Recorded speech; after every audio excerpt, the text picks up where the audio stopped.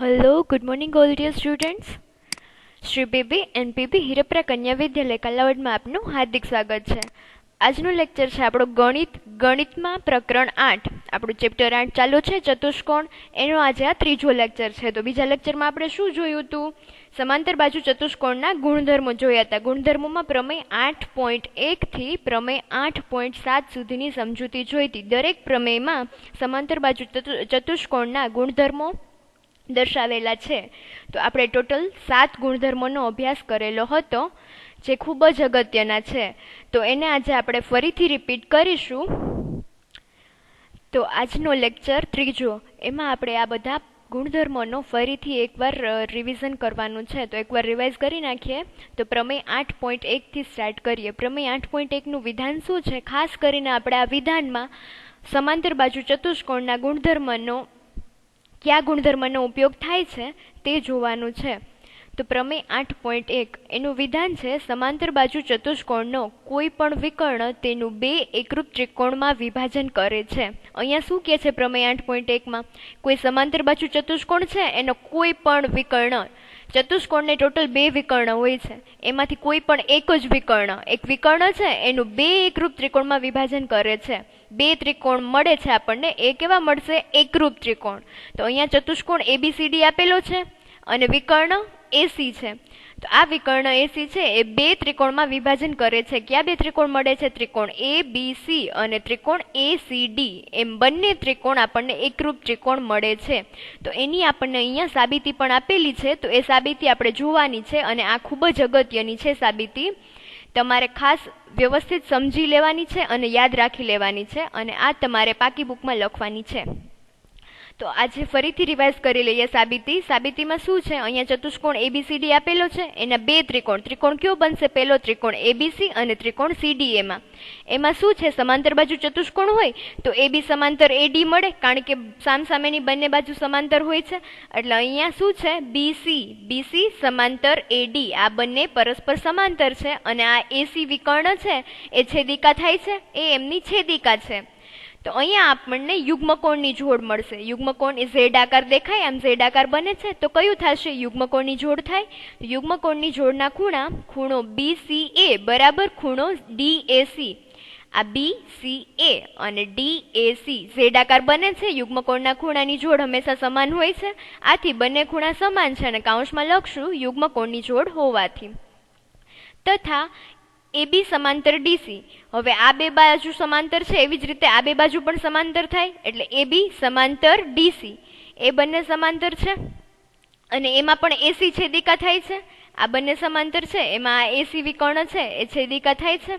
આથી ખૂણો BAC બરાબર ખૂણો DCA. આ BAC ખૂણો અને DCA કેવો થાય છે? ઝેડ આકાર થાય છે. તો કઈ જોડ મળશે આપણને? યુગ્મકોણની જોડ મળે છે.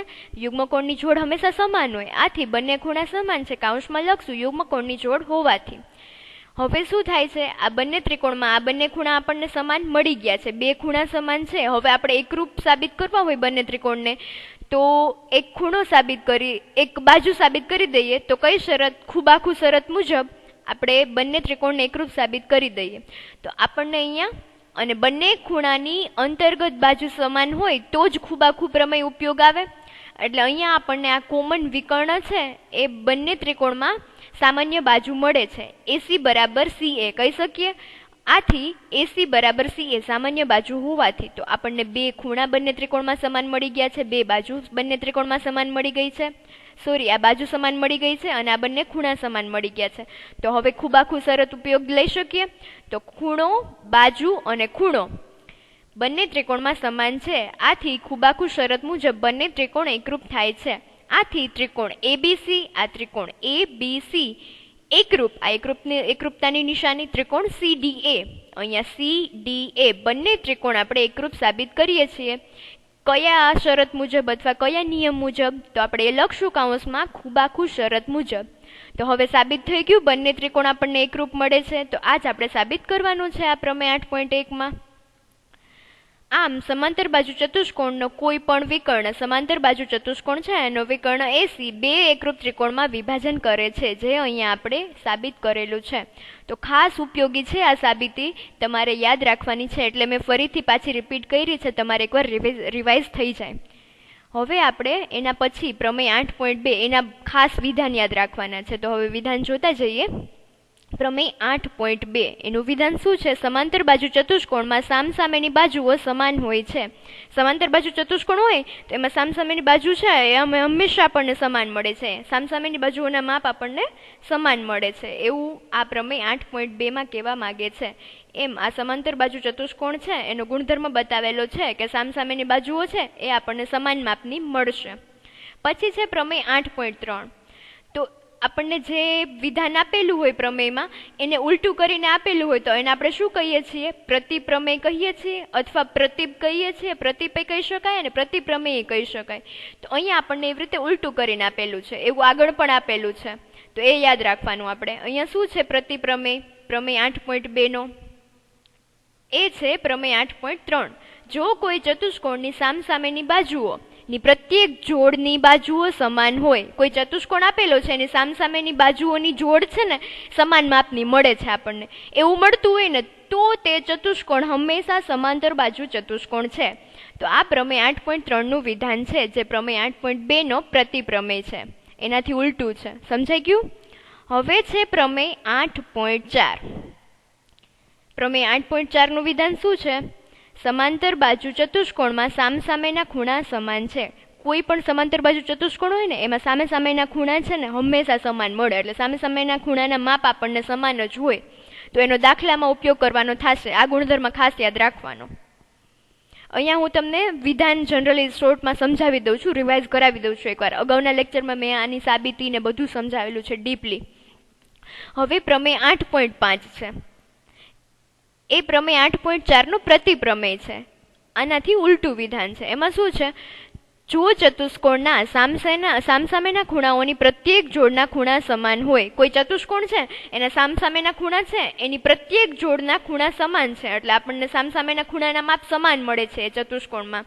એવું બનતું હોય ને તો એ ચતુષ્કોણ હંમેશા સમાંતર બાજુ ચતુષ્કોણ છે. આ પ્રમેય 8.5 માં કહે છે, જે પ્રમેય 8.4 નું પ્રતિપ્રમેય છે. સમજાઈ ગયું? હવે એના પછી છે પ્રમેય 8.6. પાંચ તો આપણે જોઈ લીધો છે. હવે 8.6 શું છે? સમાંતર બાજુ ચતુષ્કોણના વિકર્ણો પરસ્પર દુભાગે છે. દુભાગે એટલે મેં શું કીધું હતું? બે સરખા ભાગમાં વિભાજન જેનું થતું હોય એને આપણે દુભાગે એમ કહીએ છીએ. તો સમાંતર બાજુ ચતુષ્કોણ આ ABCD છે, એના વિકર્ણો છે સામસામે પરસ્પર બે સરખા ભાગમાં વિભાજન થઈ જાય, એટલે આપણને OA બરાબર OC મળે અને OD બરાબર OB મળે. એટલે O છે એ મધ્યબિંદુ થાય વિકર્ણનું, એવું કહી શકીએ ને આપણે. તો પ્રમેય 8.6 શું છે? સમાંતર બાજુ ચતુષ્કોણના વિકર્ણો છે ને પરસ્પર બે સરખા ભાગમાં વિભાજન થતા હોય. તો આ આપણો સમાંતર બાજુ ચતુષ્કોણનો ગુણધર્મ છે, જે પ્રમેય 8.6 માં બતાવેલો છે કે સમાંતર બાજુ ચતુષ્કોણના વિકર્ણો બે સરખા ભાગમાં વિભાજન થાય છે, પરસ્પર દુભાગે છે. હવે એના પછી આપણને પ્રમેય 8.7 આપેલો છે, જે પ્રમેય 8.6 નું પ્રતીપ એટલે કે ઉલટું વિધાન છે. આ પ્રમેય 8.6 છે એ પરિણામનું પ્રતીપ છે, એટલે પ્રમેય 8.7 જોઈએ. એમાં શું છે? જો કોઈ ચતુષ્કોણના વિકર્ણો એકબીજાને દુભાગે એટલે બે સરખા ભાગમાં વિભાજન કરે, અહીંયા આપણે બતાવેલી છે લાઈન કરીને, બે સરખા ભાગમાં વિભાજન કરે છે. આવું બનતું હોય ને કોઈ ચતુષ્કોણમાં, તો તે ચતુષ્કોણ હંમેશા સમાંતર બાજુ ચતુષ્કોણ છે. તો એ ચતુષ્કોણ આપણને સમાંતર બાજુ ચતુષ્કોણ મળે. તો છે ને પ્રમેય 8.6 નું એનાથી ઉલટું વિધાન છે. તો સમજાઈ ગયું? તો આ બધું રિવાઇઝ થઈ ગયું. આપણે પ્રમેય 8.7 સુધી બધાના આપણે વિધાન યાદ રાખવાના છે. સમાંતર બાજુ ચતુષ્કોણનો કયો ગુણધર્મ કયા પ્રમેયમાં છે એ ખાસ યાદ રાખવાનું છે, અને પ્રમેય 8.1 ની સાબિતી યાદ રાખવાની છે. તો હવે આપણે ઉદાહરણ 1 જોઈએ. તમારા સિલેબસમાં ઉદાહરણ 1 નથી, પણ તમારે 10માં ઉપયોગી થાય એટલા માટે હું તમને સમજાવી દઉં છું, અને એમાં ગુણધર્મ પણ આવી જાય છે ચતુષ્કોણ, લંબચોરસનો અને એવી રીતે બધા ગુણધર્મ આવે છે, તો એ પણ હું તમને સમજાવી દઈશ.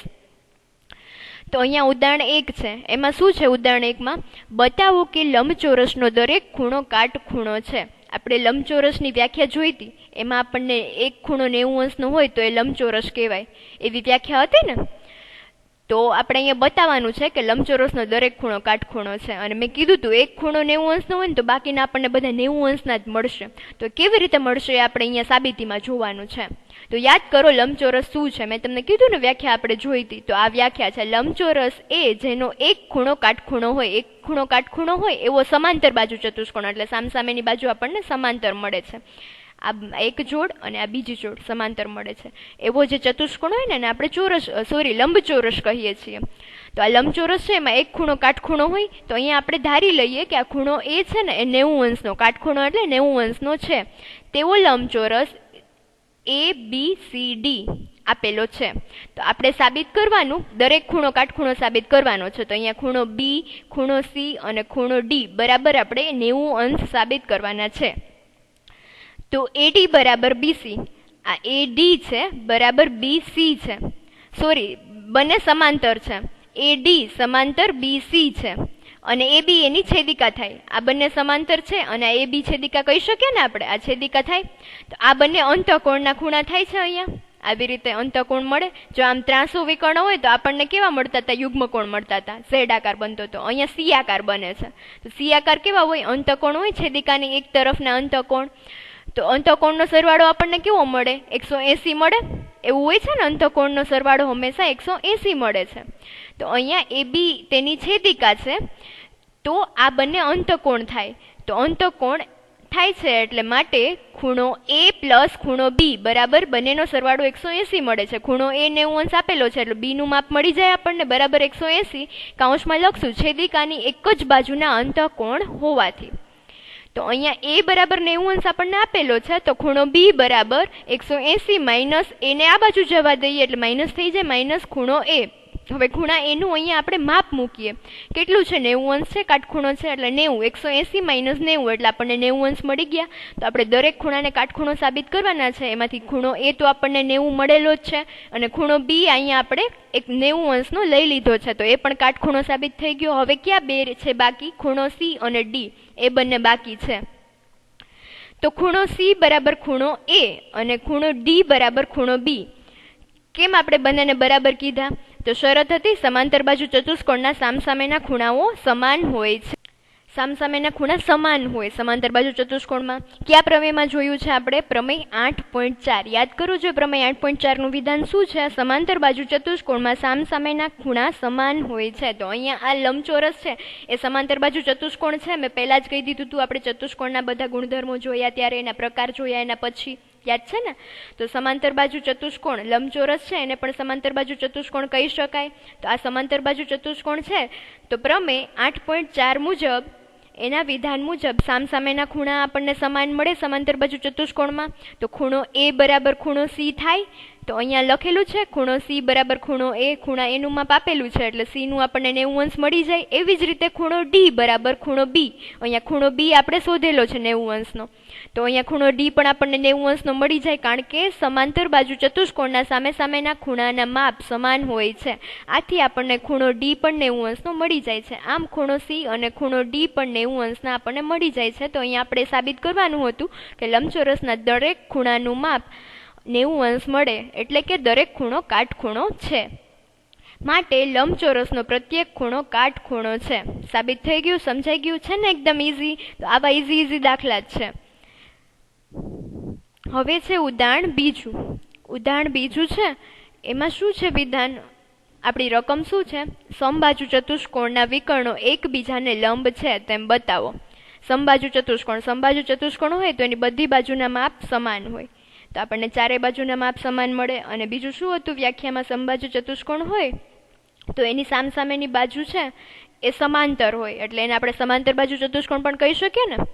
તો વ્યાખ્યા ઉપરથી જ આપણને યાદ આવી જાય કે અહીંયા આ સામસામેની બાજુ સમાંતર મળશે અને દરેક બાજુનું માપ સમાન હોય છે. તો અહીંયા આપણને એવું કીધું છે કે એના વિકર્ણો, આ વિકર્ણ સામસામેના શિરોબિંદુ છે ને જોડીએ એટલે આપણને વિકર્ણ મળે. ચતુષ્કોણમાં 2 વિકર્ણ મળે ટોટલ, એટલે આ 2 વિકર્ણ છે એ એકબીજાને લંબ, એટલે અહીંયા 90 અંશનો ખૂણો બનાવે છે એવું આપણે બતાવવાનું છે. અહીંયા 90 અંશનો ખૂણો. તો એની સાબિતી જોઈએ.